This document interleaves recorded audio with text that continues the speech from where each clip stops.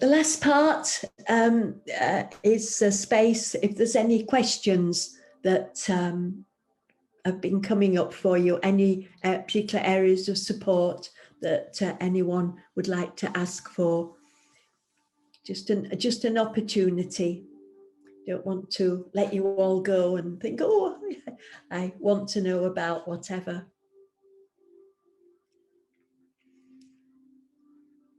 Jane Lee, you have a question?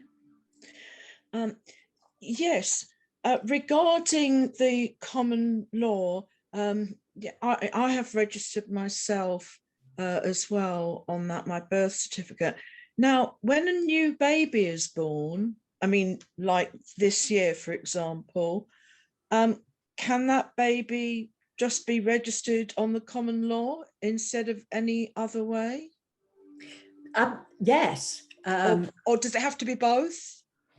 There is absolutely no obligation to sell yourself or sell a baby to be owned by the state.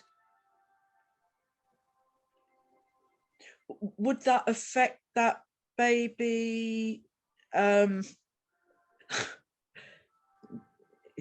I suppose it's too early to say, but with passports and things like that, but there'll probably be no passports in the future, will there? Yeah. I mean, I'm speaking totally theoretically. I haven't actually done that, so I don't know what levels of pressure there would be. Because I can remember I didn't register my babies until after the date you're supposed to, and you get letters saying, you have not registered your child. But when one isn't registered, it's not, birth certificate is a receipt of sale. Yeah. Thank you. In essence. And I think it's an interesting one because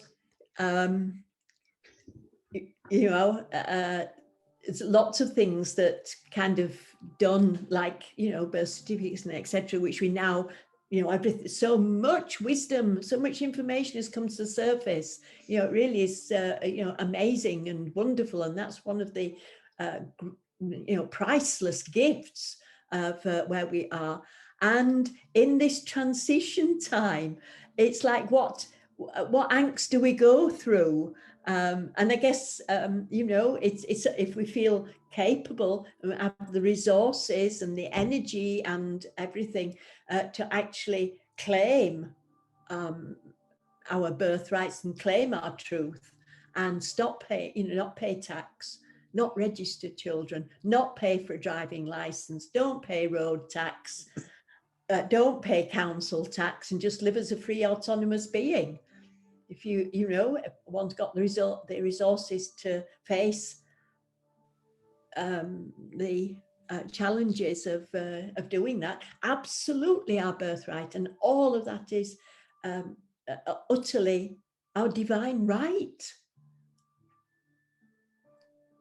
It's like, enslave me and I'll pay for you enslaving me. Deal. Yeah.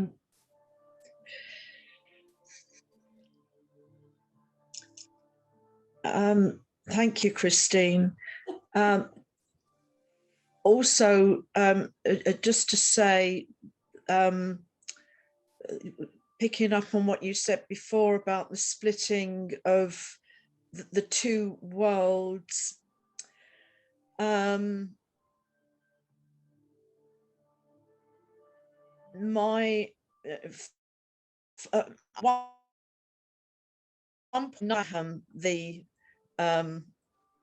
thing.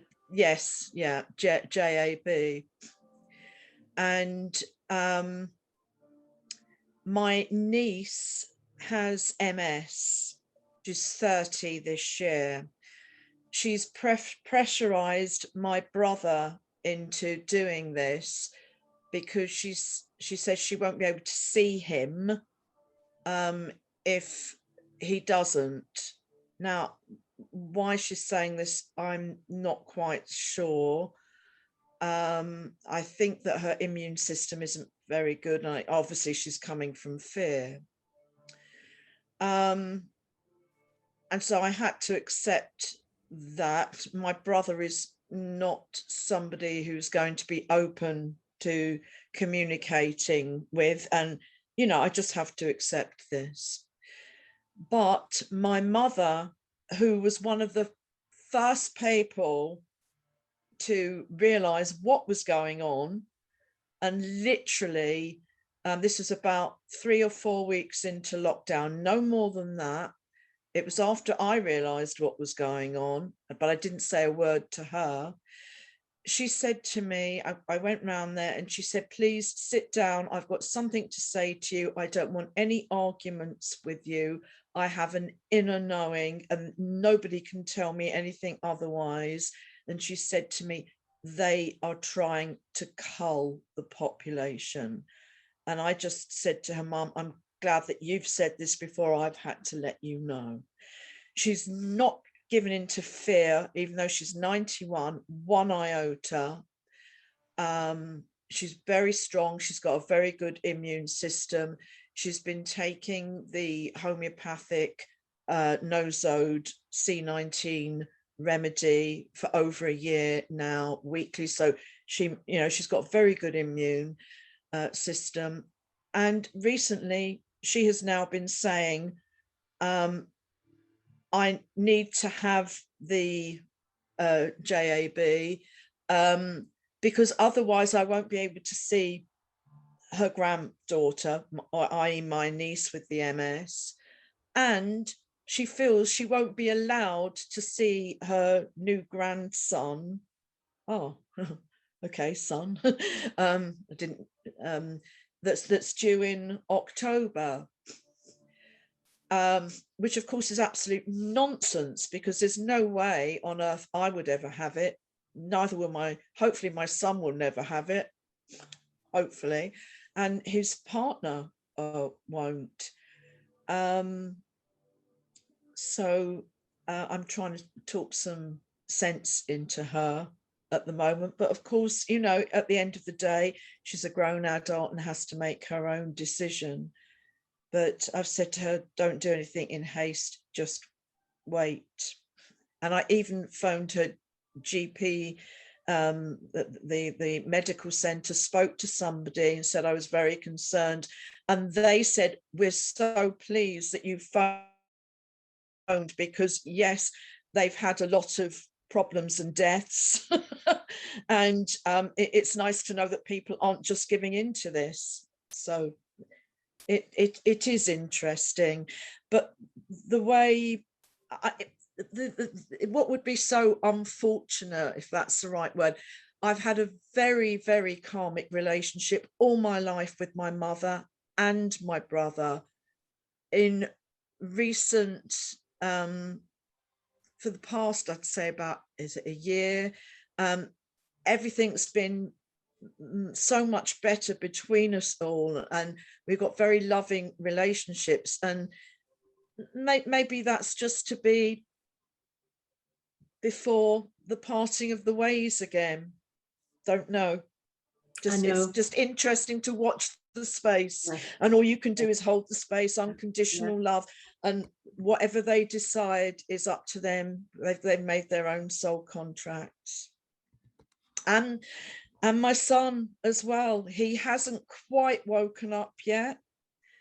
And his partner, who's a lovely person, but she's not really on a spiritual path. And it is a case of really having very to know what they may decide, what they may be pressurized into doing, and with a new baby too. So it's just holding the space, seeing what's going to happen, and where everyone's going to go. Yeah. Yeah. Yes. Yeah. Wow. Yeah. Thank you. Yeah. Thank you. Thank you All for right. listening. Thank you. Yeah. Yeah. Thank you. Thank you. Yeah. Amelia. Hi. Hi, I just wanted to say something to Jane. We had a nice talk previously in the room, but I just wanted to remind her that she's the observer. So if she's not in fear, then everybody is going to go along this way, and this is going to be mirrored to your reality. Many Yes, kisses thank to you, you. Jane. And you're the only person, as I said to you in our group, that has ever said to me what you have said. Um, uh, and well, we can share this if this is all right with Well, everybody else. I'd prefer not actually, because I Okay. Okay, can't answer the room. it's And time limit. this is It's for okay. questions, if I may. Thank you. Yes. Okay, Okay. thank you, thank you. Thank Okay. you. Thank you. Carleen, would you like to actually voice the question that you sent to me? Yes, Christine, if there's time, thank you. What it is, I used to go to a spiritualist church, and that's fine. I've joined a new church, and I find myself being told that it's against the teachings of Christ and the Bible to use angelic Reiki, and that it's bad. And I then find myself not wanting to talk about myself because my higher self tells me, how could it be bad? How could it be wrong? So I read the Bible, but I don't follow it religiously. So I'm a bit, well, confused. And then we've got Doreen Virtue, who apparently has renounced all her angel oracle cards and all her teachings. And I have a teacher who taught me Usui Reiki, who now tells me she only does anything to do with the Bible. She won't send a replacement certificate. So I'm thinking, what do they know that we don't know? Nothing. Okay. So this is where you've got to stand in your own truth, Carleen. Okay. Yeah. I mean, if you can you find in the Bible where it says you shouldn't do angelic Reiki? If you I can, haven't. send me the quote. No, I. You know, so what's happened with Doreen Virtue is very interesting, actually. And you know, I feel a lot of compassion for the woman. Her, from my point of view, her she brought working with angels to the public Yeah. domain, and you know, did a great job in you know, in those terms. And her perception of angels was was to create them into people. That's called anthropomorphizing them, and creating them. It's really interesting. She's gone back to the church because she created angels in the same way as the church creates priests. So Oh, the whole issue is actually exactly, and I hope I can do, will be time to do the workshop again, is exactly what is in the Wisdom of Metatron 2-day workshop. okay. The backstory is, as you know, in the 1 and 2 manual at the back, there's a story about angels and referencing the Council of Nicaea, when the Roman governors decided to make political decisions so that they could stay in power, and said which angels had their permission. This is the Roman Right. government, or whatever administration, decided what angels were possible and which weren't. But also what happened around the Roman Church as well, in about 100 years, was another council, and the two sides were a guy called Augustine, who was who actually was preached in Africa, and he absolutely believed that you are a sinner. You Right. were born in sin, you need rescuing, you are inadequate, you are etc., etc. And only the church and these priests can communicate with God for you to rescue you. Okay? That is, Right. okay, and there was also at this meet, well, it wasn't at the meeting, but this meeting was a choice by the church to decide on its philosophy. The other side was a guy called Pelagius. Now, Pelagius, he joined the Christian church. He was actually from Ireland, and he was a Druid. And he talked to the trees. He saw everything as the divine. He honored the land. He saw the beauty of the earth and the beauty of people.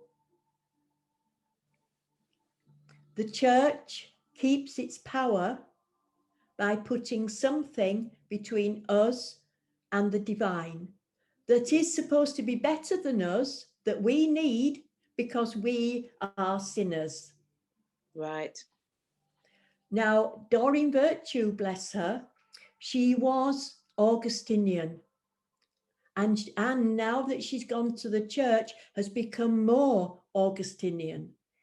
Okay. Her relationship with angels was always that they were more spiritual than you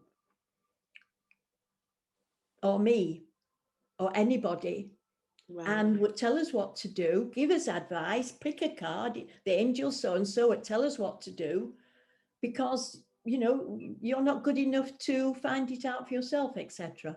So these are the two camps. Right.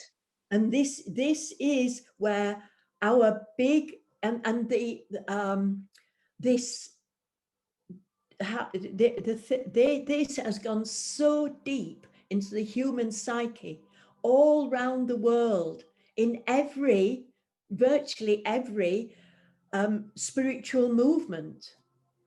It's the principle. Go to Taiwan, and these are the principles of Buddhism. Improve yourself because you're not good enough. Right. And that is the essence of angelic Reiki. Just remember that you're already divine. Thank you. Period. Thank you, Christine. And it's the deepest programming around the world of that goes deep into the psyche. Why is everybody choosing to put the masks on their faces? Because there's an authority over them. Okay, thank you, Christine. No, thank you for your question.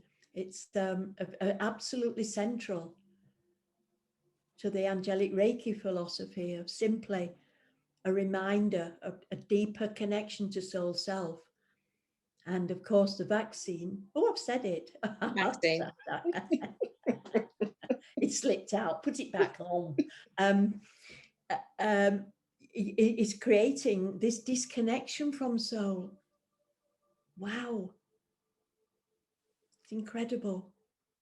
Yes. Okay, thank you very much, Christine. Okay, thank you. Appreciate your time. Thank you. I think on that note, we oh, Dawn, you popped your hand up. Thank you. Yeah. Just a quick one. Christine, my mum is in the UK and was basically told under no uncertain terms to actually have the jab, which I strongly advised against. I know that I've listened to a previous chat you did, but any sort of way of, and I think it was Adam who asked this a while back, she didn't go for the second, but after I said just stop. Any way of countering? Is there anything that could be done? Obviously, I send and light all the time with angelic Reiki. But is there anything else that you know of, or anything out there that could perhaps support somebody who's been in an unfortunate situation like herself? Thank you. The pressure and the programming in the UK is very hard to resist. As Jane Lee's story demonstrates, they're getting in between the cracks, and it can seem challenging to say no. The recommendation is that if she, to affirm to her that, it is against the Geneva Convention, it's against human rights for somebody to have to acquiesce and be forced, through mental manipulation. We all have absolute right for autonomy over our own health.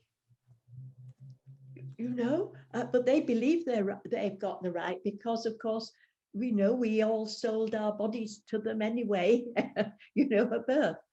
So, they're enacting that. So to affirm to her that, whatever they say, and I mean, the BBC are absolute liars, and it's hard to, they've such authority and always have been, the BBC says it, it's been the voice of God in a way. It's a challenge to stand up against them, but she has, to tell her that she has every right to do that. The recommendation, and I hadn't had to do it, I've just not, I was just never in when they phoned me to make the appointment. I was never in to take the call. So I never spoke to them. But the recommendation is that if feels pressured by the doctor and go, say, and they say, you need to have the vaccine, not to say no, but to say, please, can you give me a bit more information? Please, can you tell me if this is experimental? And then if they say yes, well, I'm a bit concerned about that. I'm not sure I want that. And I have another question. Please, can you tell me if part of this vaccine has the fetus of a human baby in it? And if it has, I'm sorry, I can't take this.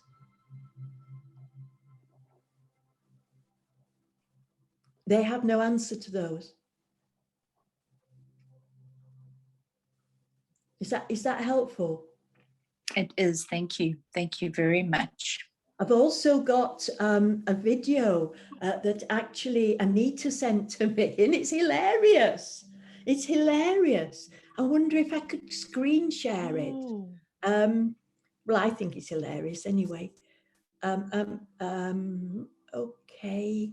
let me just do.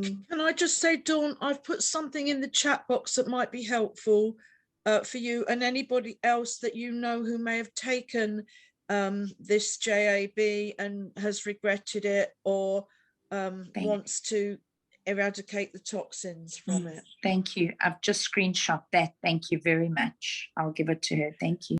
And there is what Christine said. Yeah, that's correct. There is a way to legally decline a vaccine. So sorry, oh gosh, any of them, and that is the fetus is, it's called MRC5, and also you can ask, can you assure me that there won't be a iatrogenic reaction? And also, all doctors have taken a Hippocratic oath. I think I've said that correctly, which means that they won't do any harm to anybody. So if you can ask them, are you, because obviously I'm in a similar way. I've asked them if she's going to have it, I want a list of all the ingredients, and I want the doctor to give me 100% guarantee it won't do her any harm. They won't be able to do Okay, that. good one. Thank you. Yeah. Okay, so I hope some of that has been helpful, even if the only thing was it gave you a bit of a laugh. But yes, that's very good medicine. Indeed. Indeed. Indeed. Yes, I second that. So thank you very much for being there, everyone. And just stay, know who you are. Thank you, and live that. And see you next week. Thank you. See you next week. Bye-bye. Thank you. Bye-bye. Bye-bye. Bye-bye. Thank you. God bless everyone. Bye. Bye.